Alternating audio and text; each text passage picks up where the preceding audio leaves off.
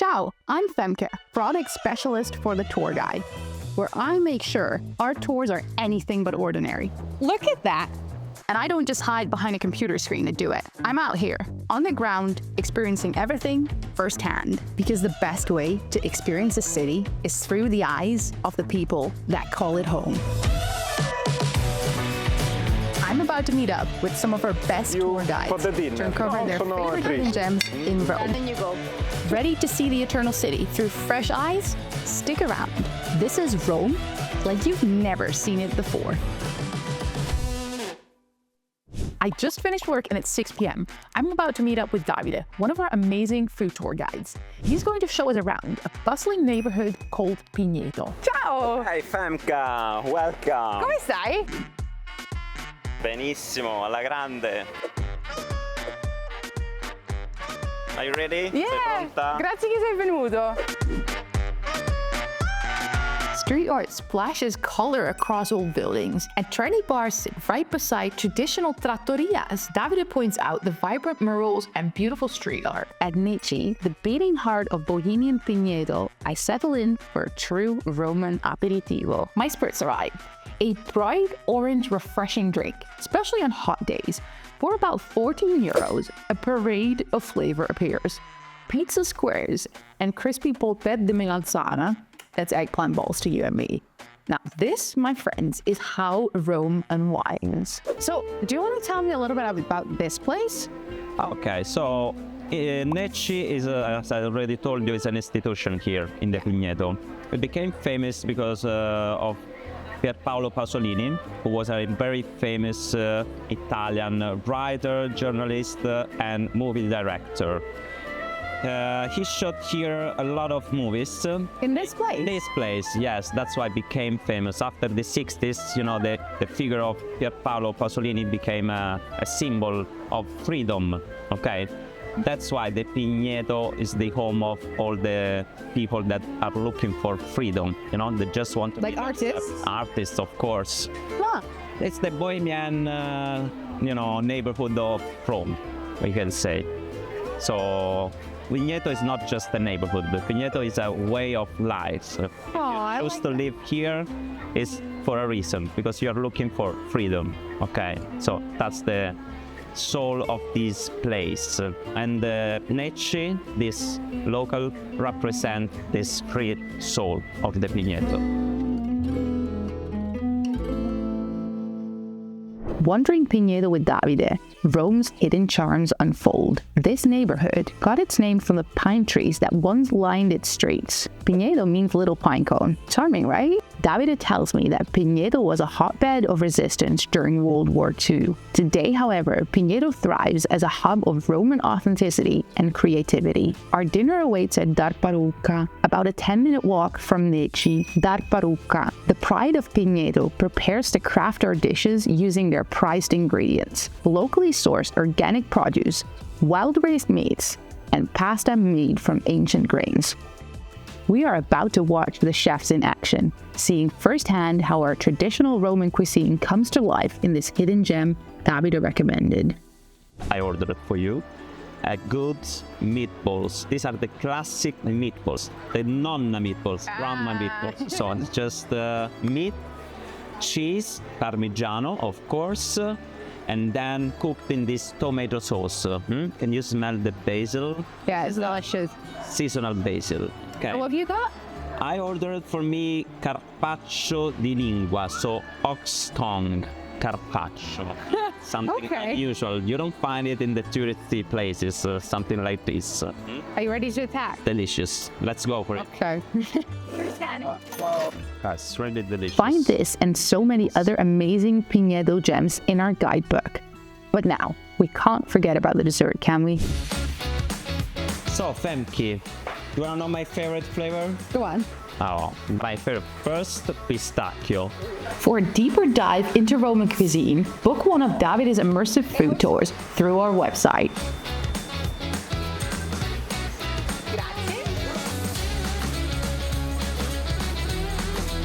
Wow.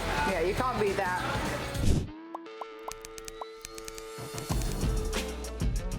Ah, Rome from above, a view that usually comes with a hefty price tag. You don't need a room key to enjoy rooftop luxury. These hotel rooftops are open to the public. It's all the glamour without the overnight bill. The menu has pretty much anything you want, but I went with an international classic: French toast and orange juice. Be sure to check the link in our guidebook in the description below to find even more amazing rooftop spots like this. After that amazing breakfast and view, I'm heading over to Villa Borghese in the Pigneto district.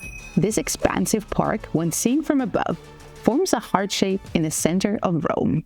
We are in Villa Borghese, which is about a 10-minute walk from where we just had breakfast. As you can see, we're avoiding most of the crowds, being here nice and early. Villa Borghese is one of Rome's most beloved retreats. An oasis of peace, just a stone's throw from the city's hustle and bustle. Today, it's one of the city's most stunning public parks. It's hard to believe how quickly you can go from the busy streets of Rome to tranquil gardens, quiet lakes, and beautiful fountains. In these gardens, you'll also find Galleria Borghese. The Borghese Gallery homes an incredible art collection with masterpieces by Caravaggio, Bernini, Raphael, and many others. There's just so much to see here. If you want to learn more about the history and hidden gems of Villa Borghese, check out our guidebook for tours and insider tips.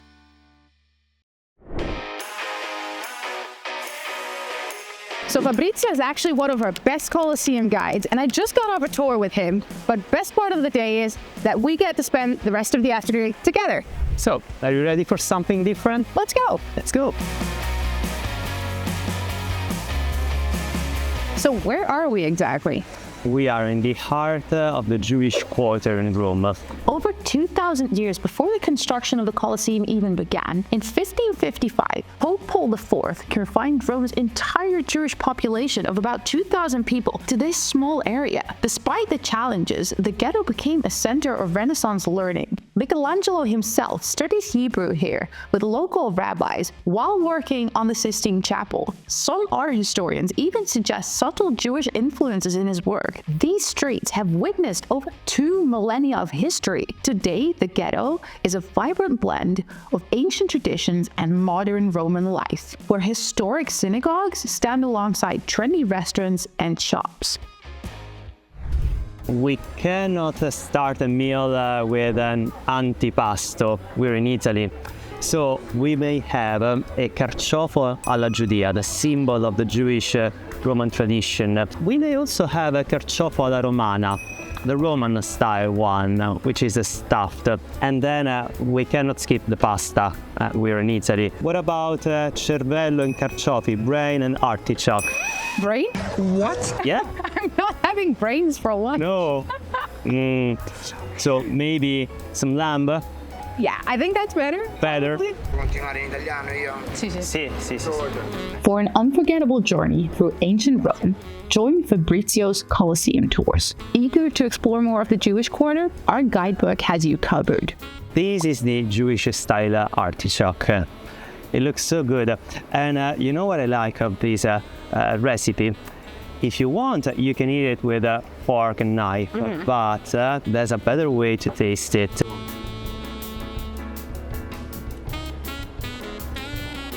Do you want to try? Yeah, why not?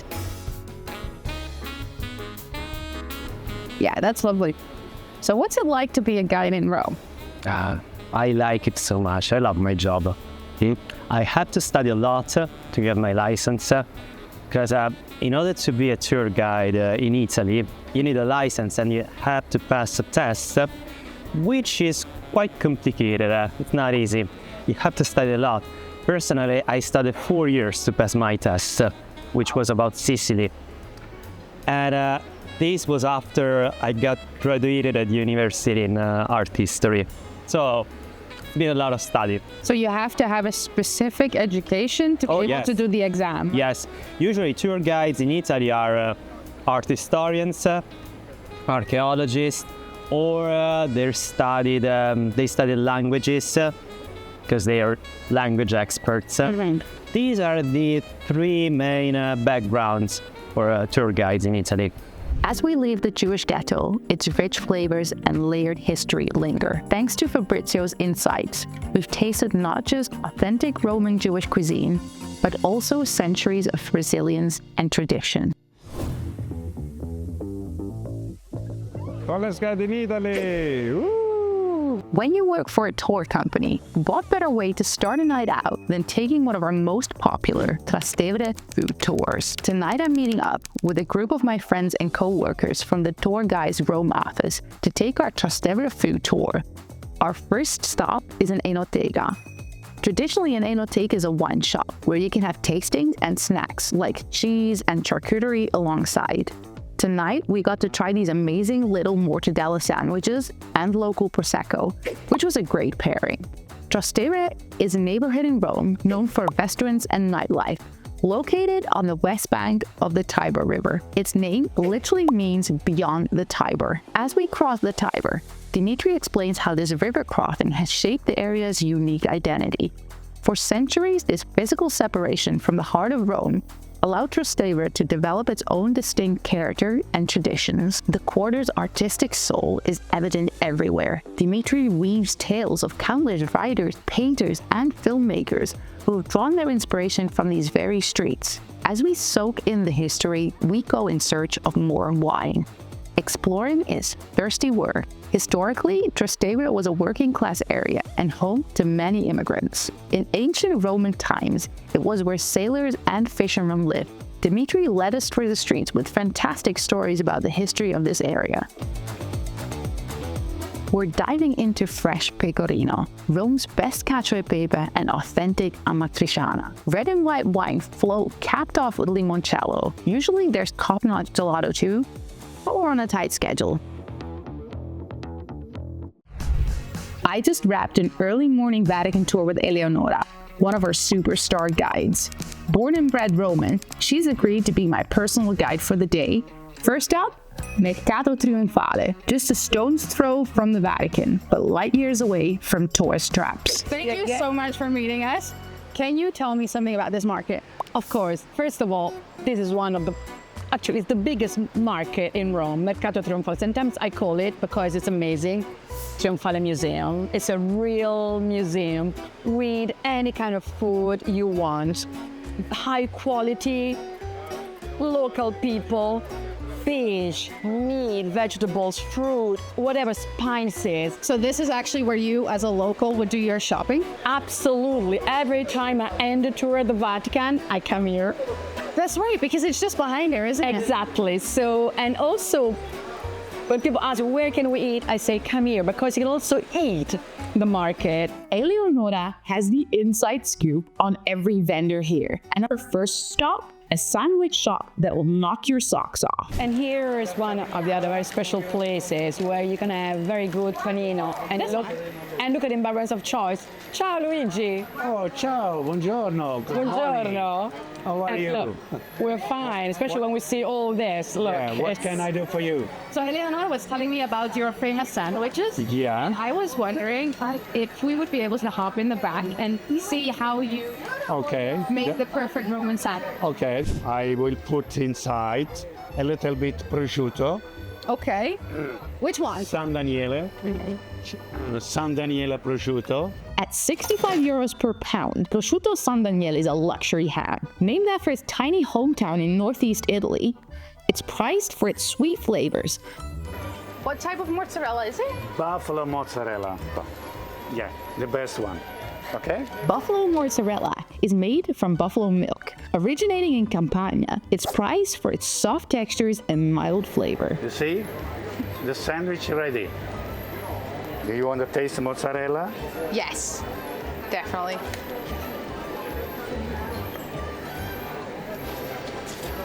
It's very squeaky.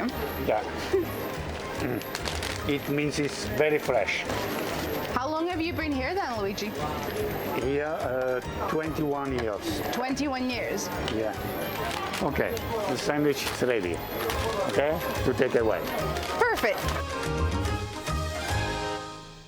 After a quick lunch, we hopped in a cab and shot over to Eleonora's favorite sanctuary. Our destination, the hidden non-Catholic cemetery found in the Testaccio district of Rome. A pyramid built for a Roman magistrate around 12 BC looms over lush gardens and ornate tombstones.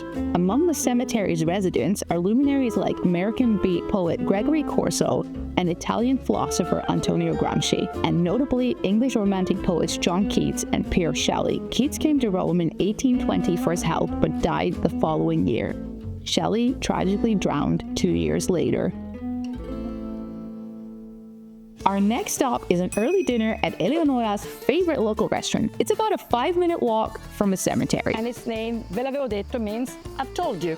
I've told you it's good. Ve l'avevo detto, Eleonora's favorite local haunt is in Testaccio, Rome's culinary hotspot. This place is the real deal. Check out these kitchen pros working their magic on ravioli. For the start of the show, pasta alla gricia. It's a classic Roman comfort food. These recipes, they've been around forever, but they're still totally relevant. It's amazing how a few simple ingredients can just create such incredible flavors. Next, I ran home to change and rush over to meet up with my friends at a spot I haven't been to yet. We are in front of the Atlanta Star Hotel, which is actually one of the spots my friends have been telling me about, known for a stunning rooftop terrace, which we're gonna have a look at. Here she is right now, Andrea, ciao! Ciao! Manu, dai, vieni! Ciao! Come stai? Tutto bene, tu? Andiamo? No. This aperitivo is stealing the show. Or is it the view? It's hard to say when both are this gorgeous. This rooftop is the perfect spot for an after-work aperitivo on a Friday afternoon. Next, Manu is taking us to one of his favorite bars, just a stone's throw from the Coliseum. Drink Kong is a Japanese 80s themed bar with insane cocktails. Now the bar's charm is undeniable, but tonight we're stepping things up with an exclusive experience in the private whiskey tasting room. It feels like a different world in here. Yeah, it's really nice area and it's close to the Colosseum. It's really central. And I found like bringing you here because you're used to having Rome and monuments and everything, you know. And also because, I love whiskey, so... Really? Yeah, we're going to try some later. So do you always order food with your drinks? Well, it depends. Like we have like different times of the day. It depends on the meal you want to have. You here in Italy, it's really famous, the aperitivo. It's usually something that you have before dinner and you have drinks and food, but not that amount of food that won't allow you to have dinner. So it's just to be close to something to drink because, you know, alcohol kind of opens up your stomach, like your appetite, you know? So you need something to eat, not to get too drunk for dinner. All right, so we had the aperitivo and I'm still feeling a little bit hungry. What do you recommend after a drink? But there is something that I actually realized that it's typical here in Italy and not anywhere else. It's called pizza al taglio. You know, like taglio means cut. It's really cut. How's So that spelled? Like, it's how do I Thai, know it's what to do?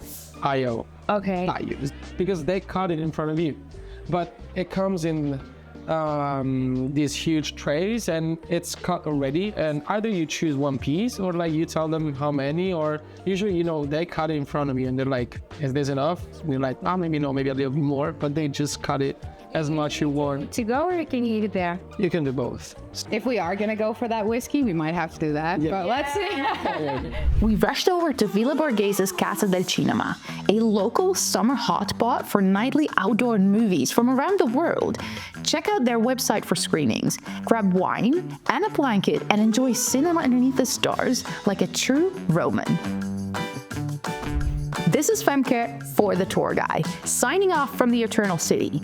Do you have your own favorite Roman secrets? Comment below. Maybe we'll feature them. Love the Roman escapade? Hit that like button and subscribe for more adventures.